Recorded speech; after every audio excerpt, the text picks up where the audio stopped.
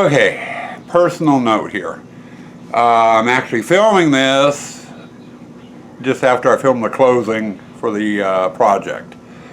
And I'm gonna put this segment, this personal note, at the beginning of the vlog because some people don't watch the vlogs all the way through, so they would miss it if it was at the end. I'm gonna put it at the front. It's around the 20th of July, give or take. And we started this build series April 14th. About a week after we started this project vlog, Sue Ann and I were in an accident. I was pulling out of a parking lot and a lady driving a BMW was speeding, and she ended up sideswiping us right on the rear tire. Ended up denting the fender in, bending the axle, breaking the leaf springs, the spring. There was a lot of damage. Even ended up tweaking the towing hitch. We had a class 3 towing hitch on the truck, a very heavy duty one. She ended up bending that too. Fortunately, Sue Ann was not hurt. She was scared shitless, but not hurt. When the lady hit us, I've got a 1-ton truck. It weighs just under 8,000 pounds. She hit us hard enough to spin my truck 360 degrees and throw us over into onto the other side of the road. So she was traveling pretty good. She totaled her car. Fortunately, her airbag went off and she was able to walk away. But anyway, like I said, Sue Ann was not hurt. Me, on the other hand, I've got bad back. I've got 4 herniated discs in my back. 3 in my lower back didn't really take too much damage. They were tender and sore for a couple of days thanks to the momentum. The one in the middle of my back, later that day on the accident, I ended up having to go up to the hospital and pick up some pain meds and muscle relaxants and have some x-rays and stuff done. And it's been a couple of months now. I am still in the process of recovering. My back is screwed up worse than it was. But anyway, like I said, about a week after we started this project vlog, the accident happened. 24 hours later, the truck was taken into the garage, and we ended up with a soap opera. This is the last week of April. We started back to work June 7th, so I had about a month and 2 weeks in order to get the truck fixed, and we ran into some problems with getting the truck fixed. Foolish me, and due to COVID last year, I dummied down on my insurance. I couldn't afford paying collision and comprehensive, so all I carried on the truck was liability insurance, enough to cover the other person if I was in an accident and at fault, which I was. So I ended up having to pay to repair my truck out of my own pocket. And they were saying, it can be anywhere from $12,000 up to about $20,000 paying out of my own pocket to pay to have the truck fixed, depending on how bad the damage was and getting parts. I ended up putting up a GoFundMe on my personal page. And I wanted to take a moment to say thank you so very, very much to those few of you that helped out. What you sent definitely helped, and we appreciate it. As to the truck itself, they were able to get all the parts in right off the bat, which was good, except for the axle. We contacted GMC, which is the parent, General Motors company, which is the parent company for Chevrolet, when I have a Chevy Silverado, 1-ton. Trying to get an axle through them. Thinking of time constraint and everything, I needed the truck back for work, you know, shortly and not too far away. And come to find out, my truck was a 2016. They no longer made the axle for the 2016. We then started looking for an axle out of a wrecking yard. And after about 3.5 weeks of looking, we finally found an axle. A gentleman down at the Chevy dealership that was in charge of my project spoke with a guy at a wrecking yard over in the Seattle area. Yeah, we have a 2016 axle. They checked the VIN numbers and everything matched. They sent the axle over. Wrong axle. Come to find out, when they're doing a production run at GMC, when they're building new models, they do 2 production runs. They do beginning of the season production run, which is, for example, with the 2016, it's all 2016 parts. Mine was a late run. In other words, they did it toward the end of the season. And they incorporate some stuff from the 2017 series, season, which was coming up next, into the 2016 body and what have you. So a straight 2016 axle doesn't work on a late model run. You have to have the later run axle, which has been modified. The axle the wrecking yard didn't fit. That put us back to square one. So another 2.5 weeks later, and this is like 2 weeks before I needed the truck back, I get a call and from a wrecking yard down in Oregon, southern Oregon somewhere. They had a truck, a 2016 Chevy truck come in, had front end damage on it, back end was totally unscratched, and we got pictures and everything else from it, and I swear it was my truck. It was a mirror image of my truck. But the nice thing is they were able to get springs, the leaf springs, and the axle off that truck. They brought them up, put it in.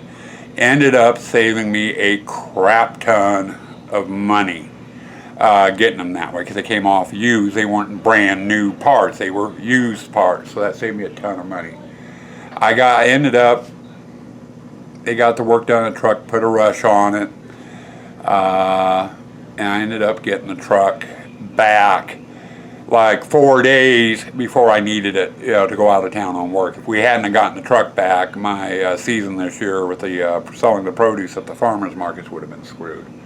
But we did end up getting the truck back in time, and I wanted to say thank you for those that showed support on my posts, those that helped out on the GoFundMe. I only posted it up on, the original post on the truck and the GoFundMe on my personal page.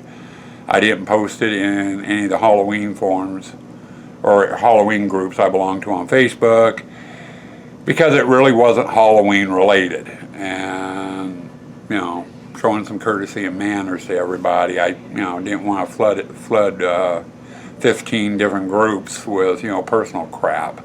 That, it wasn't Halloween related.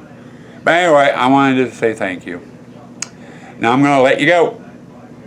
Enjoy the vlog. We'll catch you on the next series, which should be starting tomorrow, I hope.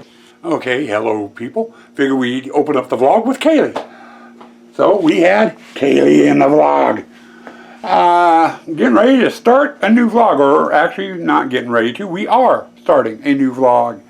I've got my last set of foam carving to do for as far as wall panels. Every area of my haunt has its own carved foam style of wall panel. Each display has its own unique look. The only area in the haunt that doesn't is the courtyard area. And that's that area of my haunt where I have the big 5-foot wide secret door to get into the house that has the 2 projector screens in it. That's what we call our courtyard. That section of our haunt always gets leftover panels. Last 2 years it's been getting gypsy panels, you know, the panels from the gypsy hall. I've had enough left over to do that. Well, I want that one, that area of the haunt to have its own unique look. So, what we've decided to do is this. I don't know if the glare of the light's blocking it at all. Maybe it is. But it's brick pattern, and I've added a ram's skull to it. And it's going to be a really fun pattern to carve. It'll be a lot easier than the witch panels. The only carving I am going to have to do on the front side of these panels is going to be the grout lines and the ram's head. And they'll be both cut in at the same depth. Other than that, there's no other carving. Once I do get that part of the carving done, we're going to come back through with a heat gun and some water, and we're going to heat treat the front half of the the front half of the panels. Now, I keep saying front half because I'm going to have something I'm going to do on the back half. At least I am thinking about doing it at this point in time. I'll have to wait and see what I feel like once I get done with all the carving and the heat treating.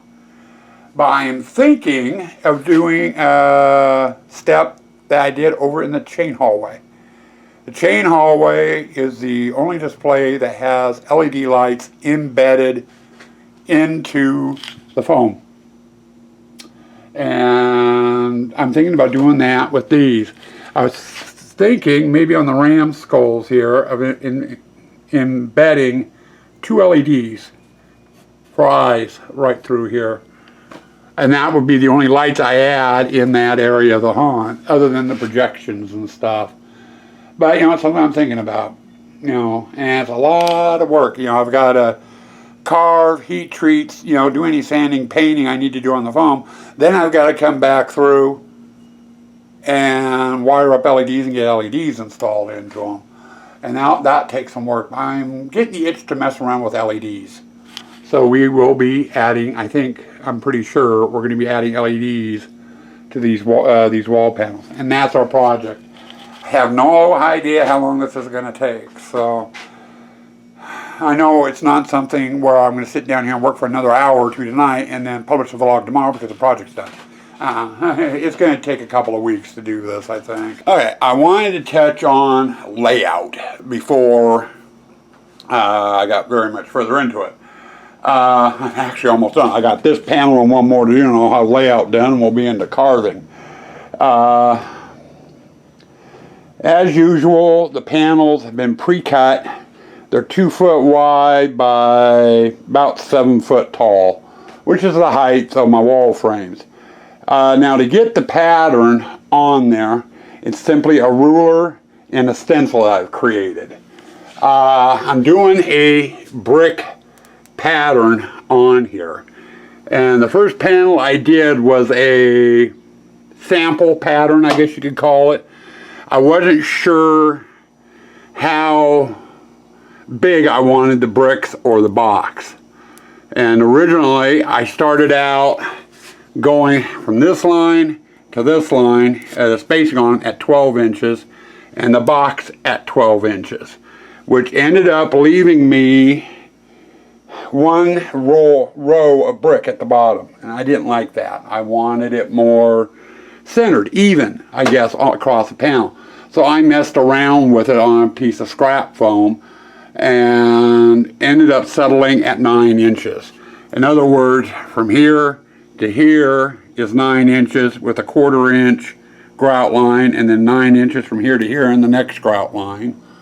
And then for the box, I did 9 inches as well, and staggering the boxes in the look I wanted, zigzagging down the pattern, and from the edge over to here is 9 inches with a 1/4 inch grout line. All the grout lines on here are a 1/4 inch. To get the thickness on the brick I wanted, I divided the 9 inches. So the center of this grout line here is 4.5. And I drew out those, and I got my pattern using a ruler. Now, you guys saw me in the last vlog, which were the new witch panels that I did on the process of laying out. With that pattern, it was really involved.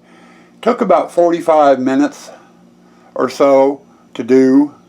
This pattern here takes about 20 minutes. A lot less time, so it's a lot quicker. I'm getting a lot more done during the day. Now, as to the silhouette of the ram's head on here, I did some research online looking up ram's skulls. I found 8 or 9, and I actually, after talking with Sue and what have you, I came down to this one and this one is what I like. So I went and printed them out and attached them to some 1/8" Luan with some spray glue, and then came in here on the sample piece and messed around with them. This one is, this shape here is the one I really liked. The only problem is the horns on here have that bend in them. So they're supposed to be twisty.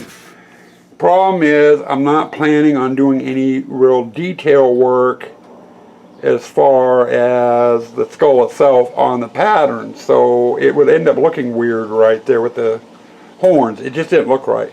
So I went with this one. The horns were a little bit more straight on it, and it worked out a little bit better on the panel.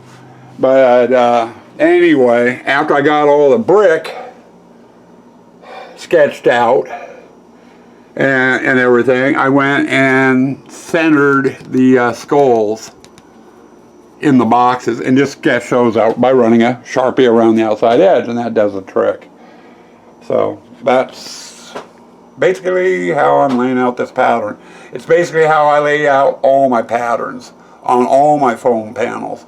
It just depends on the patterns I'm doing. Some, like this one, I only have the one stencil I'm using on here. Others, like the witch panel, I had several different stencils I used. Printing pictures off of things I liked and put them on Luan and use them for tracing. Makes it a little bit easier. But I've got 2 panels left to do, and then we're going to be getting into the carving. So next segment should be on the carving process. And yes, no fast forward footage, which is nicer for you, which means a shorter vlog, possibly, depending on how long I ramble. Well, it's been a couple of weeks, but I just got done carving. And that's the pattern we kind of came up with for here. It took just over an hour to carve each panel. The grout lines took about 20 minutes, getting all the grout lines in. The longest part were these little plaques where the ram's heads are. Each one of those took about 5 minutes to do. 4 to 5 minutes. And you figure I got 9 per panel, do the math, it's about 40 minutes roughly to do one full panel, getting all the ram's heads done. Now, my next step is heat treating them. I want to go over the brick and give the bricks a rough texture. And the best way I found to do that is using a heat gun and a water bottle. Right now it's an empty water bottle. But I'm going to fill it with water. I'm going to set this to a fine mist and just go over the brick. That will give me a rough texture on there without gouging into the bricks a lot, which is what I want. So that is going to be our next step. Well, they look a little different. Sorry, you're going to get a shot walking in front of the light here. We'll get on over here like this. But anyway, they've been heat treated. Just finished. It only took about 3 days to get through them all. Probably could have had them done in 2 days actually, but life gets into it. Now, normally, once I get to this point on them, I take them out to paint. We paint them, detail them, and they're done. But like I did with the panels that go into the chain hallway, I'm going to be adding LED light, and that requires a couple of extra steps. What I want to do is on the ram's heads. We decided to go with yellow LEDs, and I'm using solid and flickering LEDs. And we're going to each ram's head, we're going to add 2 LEDs. I've got 9 ram's heads to the panel. That means 18 LEDs per panel. Comes out to like 824 LEDs total. Which is a lot of work. And I'll get into the LED portion of it here in a second. But right now, as you see, they're solid. There's no way of mounting them really, unless I want to do a flush mount, which means the wiring is going to be all over the place. And I want the wiring on the back side. So I need to poke 2 holes in each ram skull. And what I'm going to use is an old soldering iron. And once it heats up, I just simply press it against the foam and it melts a hole right straight through.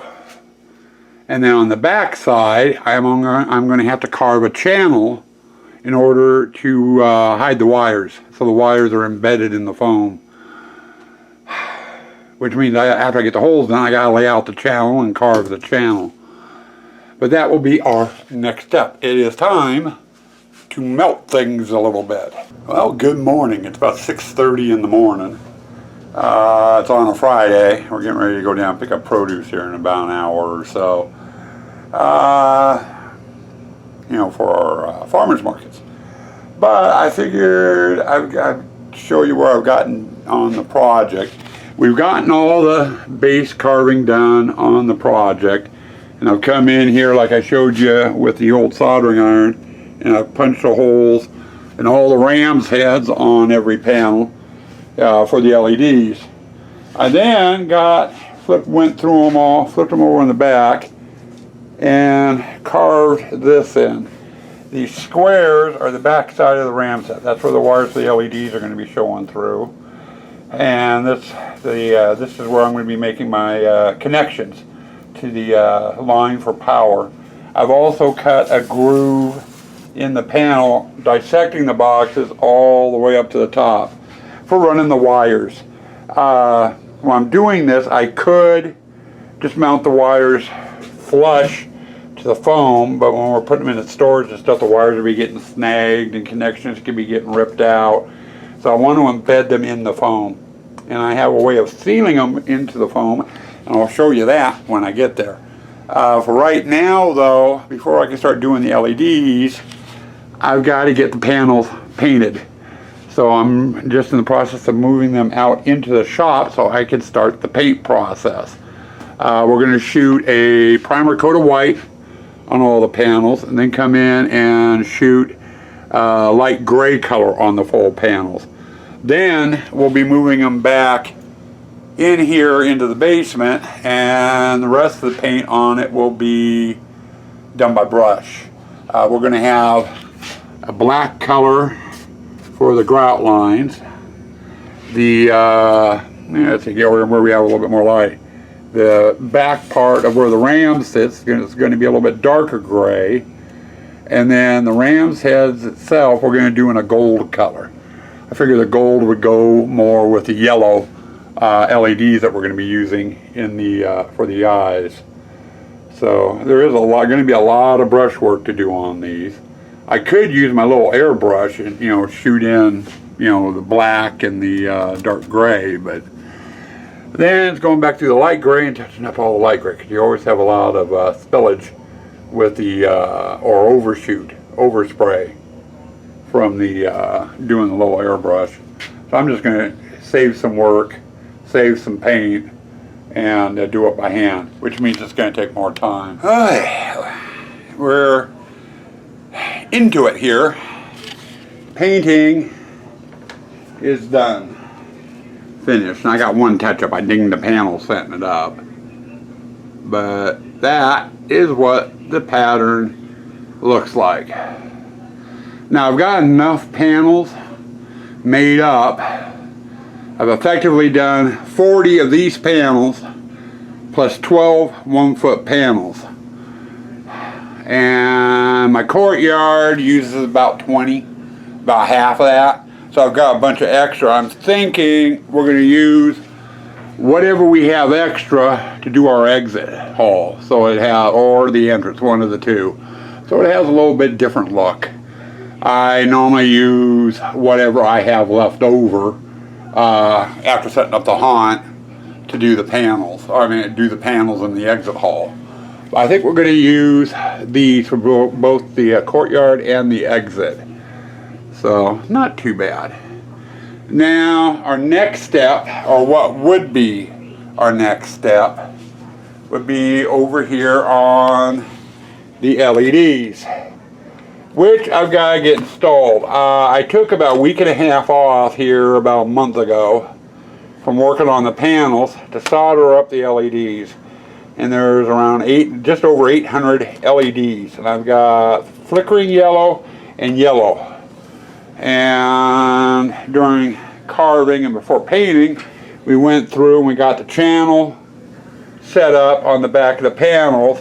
The LEDs will come into these holes and we'll do our connection in this area, and the wire will run up through there. We got all that prep work done. Now I am running into a problem. Time. It is now, oh God, around the 20th of July, and I've got 3 or 4 crucial projects I have to get done, or I'm not going to be able to do setup. And doing the LEDs, getting all those LEDs installed, wired up, and what have you, it's going to take several weeks. So I think I'm going to do what I did with the mausoleum. But what I'm thinking, we'll do like we did with the mausoleum. If I don't have time this year to get the lights and stuff in, and then for this season, these panels will go up without the lights on them. And then over the winter, I'll get in here and get the lights installed. You know, so they'll get their lighting eventually. I just may not have time for this year. But with that being said, I'm going to bring this vlog to a close and get it uploaded.